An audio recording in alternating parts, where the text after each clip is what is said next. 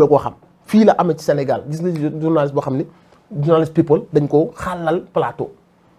bu xëyee matin ba midi sa kooku daa nekk mu yàgg banque ay loxom parce que xam na lim xam wala mu gis lu mu gis ay audio fuité ñu xam nga voilà faut pas déconner am. non faut pas déconner. faut pas déconner mon frère. C'est juste pour indi ay leeral. pour aussi tamit ñi nga xamante ne ñoo ñuy seetaan aussi tamit ñu mën a comprendre parce que rapprochement bi bari na depuis ñu nga dégg li nga xamante ne moom mooy cas bi lay dox ci diggante Kaliphone Sall ak ki nga xamante ne moom mooy Adja Thiaré Diaw. Tu as parlé tout à l'heure aussi d'un point boo xamante ne foofu tamit bëggoon naa ci aussi am tamit sa impression muy de Babacar Fall bi nga xamante ni RFM am na aussi benn sorte c'est juste rek un peu pour permettre aussi ñu waxtaanee mbir moomu tuuti rek ça après ñu jeexalee ci concert bi nga xamante ne Awadi moom moo ko initié woon non pour le 3e mandat aussi ñu gis que ni ça a été annulé donc loolu mooy nekk njeexantalu émission bi di wax que ni waxtaan bi neex na lool merci beaucoup ci àndandoo bi ngeen àndandoo ak ñun alors ni dof rapidement on va ñu tënk entre ñaari premier point en conclusion avant que ñuy jeexal émission bi ci premier point bi nga xamante ni waxtaanee nañ ko entre le clash bi nga xamante ni dox na ci diggante Ngaaka Blindé ak ki nga xamante ne moom mooy le groupe Akhlou Brick Paradise. Deuxième point bi Kaliphone ak ki nga xamante ne moom mooy Adja Thiaré procès bi encore je rappelle affaire bi tey donc mujjul antu donc suba incha allah ñu ngi leen di xaarandi pour xam fan la dëgg féete en tout cas dégg nañu ñaari version bu ci nekk sénégalais nag ku ci nekk yaa ngay def say interprétation on entend dire du côté de Kaliphone que ni mbir mi même bu fekkee nekkul complot en tout cas après am na benn acharnement bu am ci kawam ñu bëgg jël mbir mi la bëgg ci profito d'après li nga xamante ni moom moo ngi koy déranger surtout kaaw Ousmane Sonko il l'a dit ci beneen côté bi aussi tamit ñuy wax que ni Kaliphone Sall ce qu'il a fait warul woon na sax ñibbi këram dañ ko waroon téye garde à vue alors ci tënk rapidement avant que ñu jàll ci mbiru journaliste yi. loolu wax nañ ci xëy na par rapport non ce dernier mot quoi parce que dañ ci wax dafa bari surtout ci cas bi quoi en conclusion. man su ma déggee ñu ne li nga mujjee wax sax d'ailleurs ça m'a fait sourire bu ñu ne xaw ma day déranger xaw ma lan ak lan ak lan. loolu moo jaaxal quoi à quel niveau déranger à quel niveau il a des dossiers qui sortent il a contredit une telle personne indi ay preuves loolu mooy déranger. ki ngi muy wax ne moom da koy saaga tous les jours chaque jour mu ne da koy saaga chaque jour kooku yàlla di ko gën a yëkkati. élection yi mu dem day gagné bis bu nekk Sénégal di ko gën a bëgg sëriñ si gën a sell ci dëkk bi moom lañ bëgg. ah mais dérangement bi à quel moment la parce que maa ngi saaga non c'est pas grave. te loolu noonu ça va se payer tôt ou tard après il y a un moment donné tu peux faire ce que tu veux défendre. lan ngay xaar ci justice ci dossier bi. bah écoute personnellement comme beaucoup de Sénégalais dama faranku laay toog di xool ñoom ils sont là Sénégalais ñu ngi leen di xool après cela ne veut pas dire pour prouver seen bonne foi que dañu war a condamner coûte que coûte une personne que justice soit faite que ñu basé wu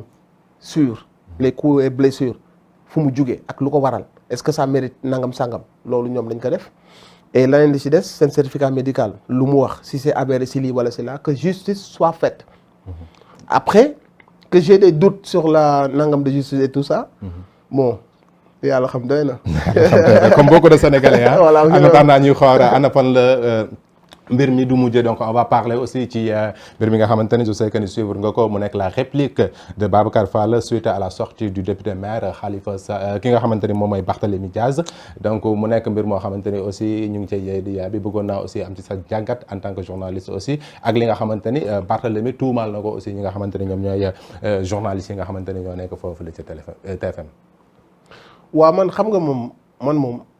jot naa ci àddu sax mais damay dëggal sama bopp rek. maanaam man du ma naafeq du ma waxee bakkan aussi te boo bañee ma wax dëgg bul ma laaj parce que bu ma laajee li ma xalaat ni mooy dëgg moom laay wax. mais loolu moo tax ñu lay laaj. waaw donc am na ñoo xam ne boo waxee dëgg. da leen déranger moo tax ma ne ku bañ ma wax dëgg man bul ma laaj parce que man boo ma laajee dëgg laay wax. ku muy ça profite à qui day désavantage qui ça m'intéresse pas mais li ma lay wax mooy on est dans un pays boo xamante si ni nit ñi dañoo bëgg a forcer maanaam ñu nekk ay naafeq. bu fekkee que ni constat bi Barthélémy Diaz def la majorité des Sénégalais waxuñu ko seetluwuñ ko gisuñu ko képp ku taxaw wax ko am naa fekk nga cas yi mujj yi am yépp gis nañ ko gis nañ titres yi am gis nañ acharnement yi am gis nañ benn acharnement bu am ci Aliou Ndao gis nañ benn acharnement bu am ci Ousmane Sonko gis nañ benn acharnement bu am ci les forces spéciales gis nañ benn acharnement bu am ci François Mancabou yooyu yëpp gis nañ ko gis nañ ñu nekk en pleine guerre ñenn ñi dummóoyu ko di wane ay clip gis nañ fi ay médias yoo xam si dañuy toog seen ay journalistes di woo ay leader di leen saaga di leen wax da ngeen a réew di leen wax nangam lu ne gis nañ ko fi mais safaanu ñooñu ñu gis leen ñu dal ci nguur wala ñu gis leen ñu taxaw position ba gars yi doon xaar ñoom bu fi amatul mais su ko gars yi waxee dëgg la ku mel ne Barthélémy Dias ñaar ñoo mën a am mu ne may kilifa wu Dakar ñii ci njaboot gi lañ bokk bàyyi rek ma ñëw def fi sama émission wax ci moo doon wax ñoom quant à seen objectivité ou pas bàyyil ma sëgg ko loolu c'est un truc personnel mënoon na doxale nii wala mu doxale il a choisi de le dire mais quant à dëgg la ak du dëgg bépp Sénégalais bu ci toog ci layam naa fekk nga parce que ñëpp xam nañ que lu mu wax dëgg la. tu confirmes. bien sûr man je vais pas aller tourner à gauche ou à droite c'est la réalité et ñëpp ko xam l'histoire Aliou Ndao joxul nit ñi raison imam Aliou Ndao les grands titres yu mag yi yëpp am sur la farce bu ñuy jël ay Sénégalais comme nous yoo am ay doom ñi nekk ay kaar ñu bëgg leen takkal béjjën ci kanamu Sénégalais pour mën a àgg ci benn parti politique gros titres yi ci am ngandal affaire bi ñan ñoo koy def mais il faut dire la vérité lan nga bëgg léegi man. mais pourquoi mu personnaliser ko tu parles de la presse de manière générale. wala tu parles de benn këru presse wala dafa am benn ciblé. voilà yu comme yi Barthélémy Dias wax. pour ne pas les citer waa GFM. ñëpp gis nañ seen taxawaay ñëpp gis nañ seen ay une de l'Obs ñëpp gis nañ nangam ak sàngam ba depuis boobu noonu Ousmane Sonko en mauvaise posture les xawma lan de nangam sàngam lu ne gis nañ ko façon une bu nekk gis nañ ko ay acharnement yu am ay diabolisation yu am mais su ko nit ñi waxul léegi ay lan la ñu doon ñoom. mais bu ñu basé woo ci li nga xamante ni moom la Babacar Fall wax ci nombre d'invitations nombre d'émissions yi nga xamante ni def na ko pour man un groupe partisan wala koo xamante ne da ngay farloo tu vas pas donner la parole à l'opposition. boo ko joxul dee non loolu du c'est pas un cadeau qui est fait Barthélémy Dias boo ko invité c'est pas un cadeau que tu lui fais. mais bu fekkee objectivité ngay reprocher pour man quand tu invites l'opposition jox leen cadeau est-ce que aussi on peut te reprocher. non mën nañ la reprocher manque de déggoo li ma la wax ñoom ñoo soxla opposition bi loolu c'est tout à fait normal ce n'est pas un cadeau qu'ils font à l'opposition nañ toog bañ a invité te opposition bi kan mooy débat pour ñoom kan mooy débat si ñoom ñooy débat seen biir demal ma demal la jox ma jox la comprendre nga fi waxee est-ce que Barthélémy Dias foofu defu ko ñoom bu Barthélémy Dias mi existé média boobu existé wul bi média bi existé dañoo ñëw ànd ak Barthélémy Dias xëy na def ay combat Barthélémy Dias li muy wax fii la ko fekk il a le droit de le dire seetlu la. mais il a fini par retirer dama laa invité milliards de fois cela ne veut pas dire il a fini par retirer ses propos mais la réplique de Babacar Fall. non Babacar Fall moom réplique am comme li Sénégalais yëpp wax bu weesoo ñi parparloo na mooy naafeq yi nga xamante bu ñu xasee ba far seen yoon nekk mais Babacar Fall il avait pas à faire ça. il avait pas à dire ça. il n'avait pas à faire des sous-entendus wax Barthélémy Dias booy ñëw doo lucide doo ànd ak sa xel yi mu bëgg a wax foofu yooyu ci turam ak yu demee noonu il n'a pas à faire ça. C'était trop personnel et c'était trop vulgaire et insolent de sa part il n'avait pas besoin de ça mënoon na ko solidariser wu moom daat ne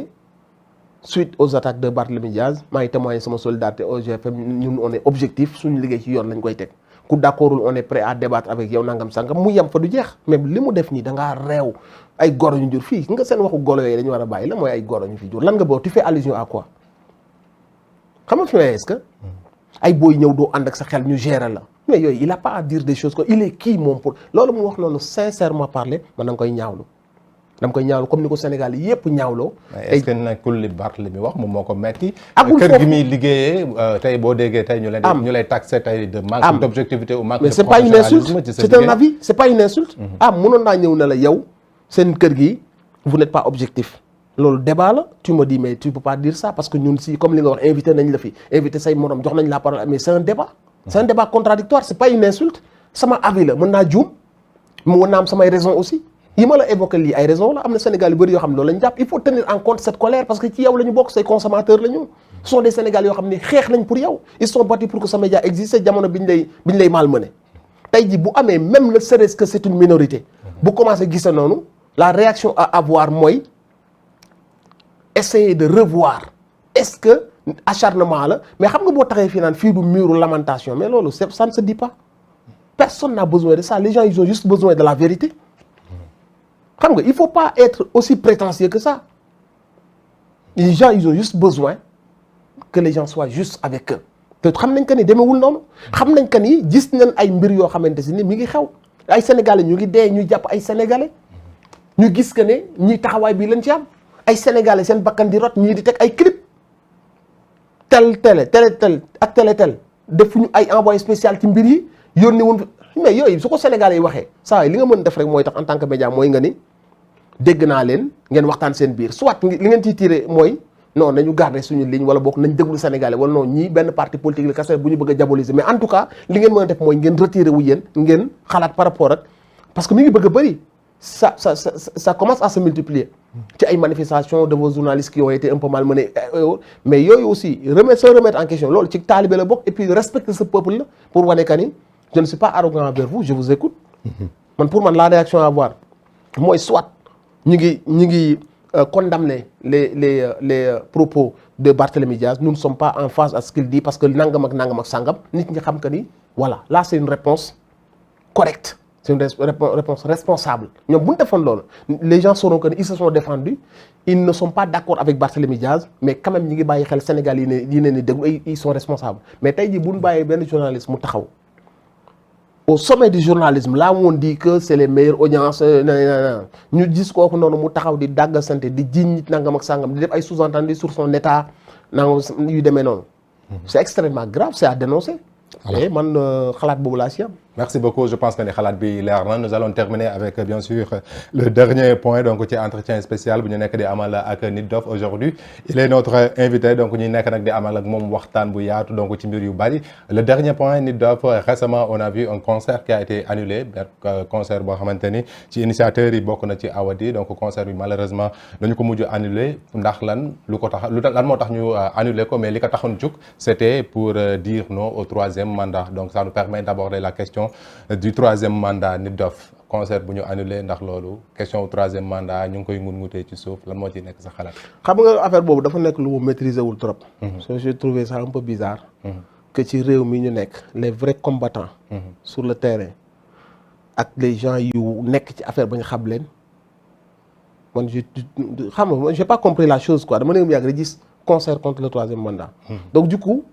man je ne me retrouvais même pas parce que je voyais pas des gens qui portent ce combat yu nekk ci affaire boobu noonu yoo xam si ni jël nañ ci ay positions yu leer ba nit ñi affaire leen. yaa ngi ne c'est des panafricanistes. Ouais, mais à quel niveau c'est pas seulement pour Sénégal mais ils voulaient le faire non seulement parce que c'est un problème boo xamante ni nekkul Sénégal seulement mais. le truc mooy déjà je condamne et ce sont des choses yoo xam ne dañ ko war a def. tu condamnes quoi le troisième mandat l'annulation le troisième mandat loolu moom taxatul ñuy wax mais l'annulation d'un concert qui porte ci nangam. nga annulé ko loolu mooy wane que ni nekkuñu ci démocratie nekkuñu ci république comme ni ko nit ñi di waxee parce que bu dul dara c'est des artistes qu'on les laisse s'exprimer gëmuñu troisième mandat am nañ droit wax ko léegi loolu tout le monde le condamne mais man li ma xam mooy dama ni bala ngay mën a porter benn combat mais da nga war a symboliser combat boobu noonu yow ba nit ñi dégg la nga àddu ci bopp Sénégal yépp mu leer ci bopp Sénégal yi parce que xam nga loolu bu amoon mooy am plus de solidarité autour de toi. mais que celui qui a porté ce combat là est-ce que Awadi il est légitime non est-ce que ma laaj la benn affaire. déggagul nga mu prononcé wu sur le troisième mandat de manière claire et nette devant les médias mu nekk combat bu ñu war a mener parce qu'il était là en début dégg nga mu porté combat bi wax ko ci kanamu caméra wax ko ci ay plateforme am dénoncé ko déggagul nga ko. qui est le président. non Awadi. non mais Awadi ce jeudi il le fait en tant que panafricaniste parce que c'est un problème boo xamante ni c'est au-delà du Sénégal. non dama ne la Sénégal la xam nga Sénégal lañ ko doon teg c'est au-delà du Sénégal mais Sénégal aussi mbiru troisième mandat ñu ngi koy mun. léegi dama ne loolu d'accord naa ko. parce que amoon na fi on se rappelle. waaw loolu tamit la. combat bu mel noonu bu waree am. nga ni diw moo koy bokk ci ñu koy def. dëkk ba pour waa dëkk ba gis seen bopp pour que affaire mun a xam nga li am nañu bëri ñoo xam yëguñu ko. mais pour que ñëpp waroon koo yëg laa wax dafa waroon fekk la personne bi dëkk ci dëkk bi. di ko représenter. ñeneen ña jóge foofu seen dëkk amaana xëy na ña nga ko fay représenter mais yow mi ko représenter fi Sénégal lii balaa nga ko doon war a mën a porter ak di ko yóbbu ci médias yi après. dafa waroon nekk mbir moo xam ne yow da nga ciy addu ba mu leer ci bopp nit ñi ne lii moo ci sa position. est-ce que xam nga la je comprends. boo ko deful ñu koy un jour rek nga ne dañ suñu benn concert dañ ko doon def entrée bi lii la dañ ñu ko arrêté parce que li mooy thème bi mais les gens les Sénégalais ne vont pas se retrouver. tu veux qu'il s'implique davantage ci pour man balaa nga doon mën a def ko pour man balaa nga doon mën a def concert boobu noonu. ak d'autres Africains c'est une bonne idée ah. su amee c'est une très bonne idée. mais yow laa balaa ngay mën a porter combat boobu noonu il faut nga addu ci affaire bi ba Sénégal yëpp xam ci sa position mooy waral ni buñ la jàppee ci buñ la tegee injustice bi tous les Sénégalais. vont se retrouver parce que yow xamee nañ la ci combat boobu noonu addu nga ci jox nga ci sa position mais boo ko deful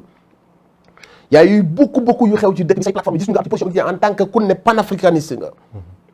y a eu beaucoup de combats yoo xam ne au devant de la scène nga waroon nekk en tant que vétéran sa kaddu la ñëpp waroon njëkk a dégg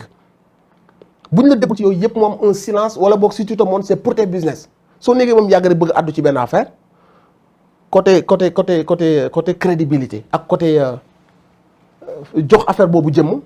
day am lu ci manqué man nag loolu kese laay trouvé lu xaw a bizarre dans l'histoire mais le fait d'interdire un concert qui porte benn combat bu mel noonu daf ñuy fàttali rek li ñuy nar li nekk seen bopp liñ bañ mu jëm kaw liñ bañ combat bi liñ bañ gars yi mëne et combat bi gars yi war a mëne bu fekkee ku mel ne Awali la c'est maintenant ou jamais de mener ce combat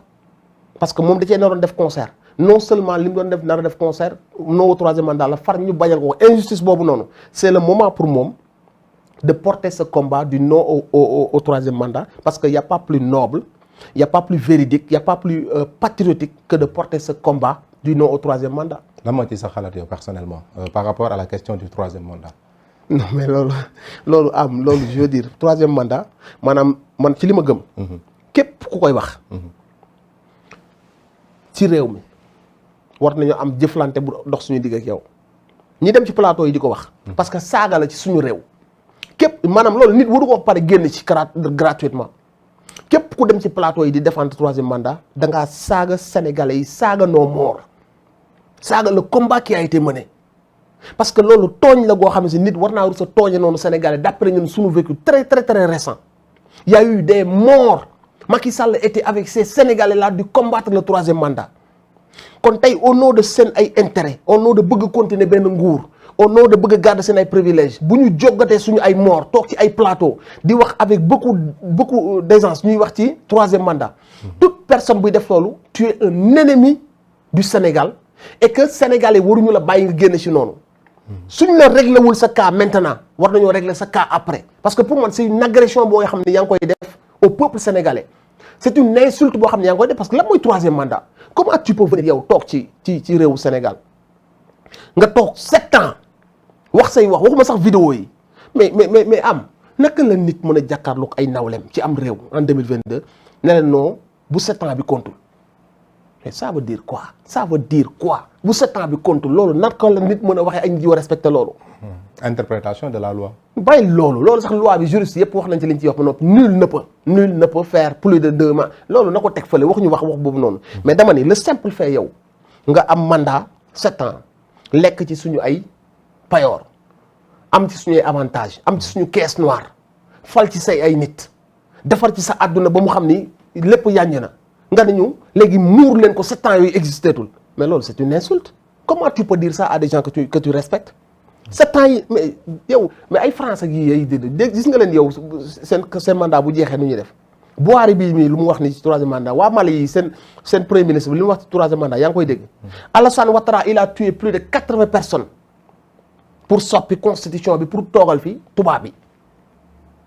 defoon nag il n'est pas indispensable te mag la pourquoi il se sent indispensable de comme kii nekku fi rek non dama koy loolu tout le monde sait que ni y a qu'en Afrique nga mën a gis ay mbir yu mel noonu comment ça se fait nga soppi constitution bi pour mën a toogaat say jeunes réew taxaw na la lii nga yónni alkaati ñu rey ci 80 personnes Alpha Condé il a tué plus de 100 personnes moom it la même chose mag la boo xam ne mënatul dox ay soxlaam fan la Afrique jëm Sénégal bi nga xam moo nekkoon pays référence parce que Sénégal quoi qu'on puisse dire bu dee ci wàllu intellectuel des gens qui sont rentrés dans l'histoire des gens qui Sénégal réewu intellectuel la yeneen réew yi c'est des réew très claniques ethniques nu mu bindoo yenn yi war na faa mën a nekk te pervers bi politique yooyu pervers dañuy utiliser leur clan leur ethnie wala leur région comme ni ñu région yi Sénégal tëddeewul noonu comme daan nga fi may xees que donc yi mën a am ci dëkk yooyu noonu mënul am Sénégal parce que si bu dul dara la parole donnée ñun suñu réew dafa mel ne comme li gars yi wax ne sëñ Mountakha loolu la wax mooy amaana ñële ñoo la gën a xam constitution waaye yow yaa leen gën a xam sa waa réew lan la fi la parole donnée di tekki et ça mooy ma wax donc la parole donnée reste la parole donnée ñi dem ci plateau yi nag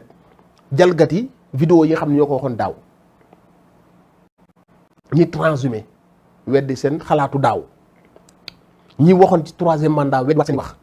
toutes ces personnes là ce sont les ennemis de la République, ce sont les ennemis de la nation parce que ñi ngi xam ba loo xam ne mën na faat ay bakkanu sénégalais parce que en 2012 rek on a perdu beaucoup de sénégalais donc képp koo xam ne pour protéger say biens wala pour toog ci nguur continuer pour que nangam jaral na la nga dem ci plateau yi di toog man je te prends pour un ennemi te man pour man kooku noonu chifaay le mérite. alors yéen mi nga xamante ni yow wala yow mi nga xamante ni vous êtes très proche donc de Ousmane Sonko ñu jeexalee foofu